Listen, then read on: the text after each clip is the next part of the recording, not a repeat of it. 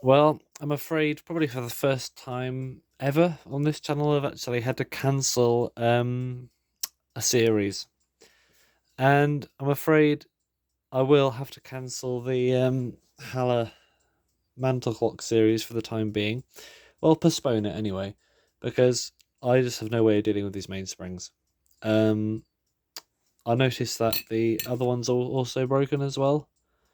Um, you can see it's sort of halfway down there, it's snapped as well.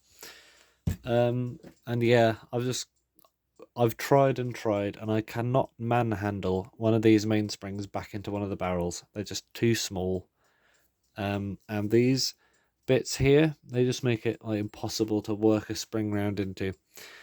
So I'm gonna have to admit defeat on this one. I'll put all this stuff back in its tub, and hopefully pick it up if I ever can, when I can deal with these mainsprings, or in the worst case scenario, find another one of these movements, which are actually really common, and just use the barrels with the springs in them and hope they're not broken.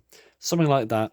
But yeah, I've got no way of getting a mainspring back into one of those barrels, I'm afraid, not by hand. And I know there are people with these tools that can do it.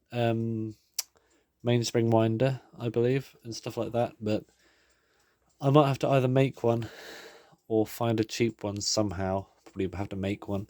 I think there are ways of doing it, making a mainspring winder, but that's probably what I'll have to do one day. So it's a shame I can't get this working right now, because it's a nice clock. It would be nice to have it working, but sometimes I'll just have to say, you know what, I can't do this right now. So I feel all right about it. It's a pain, but I've always got the chance to continue it when I do have the right stuff. And there's also the option, if I really had to go and have someone professional put these springs back in the barrels, but that's probably going to cost like 50 quid, and it's really not worth that.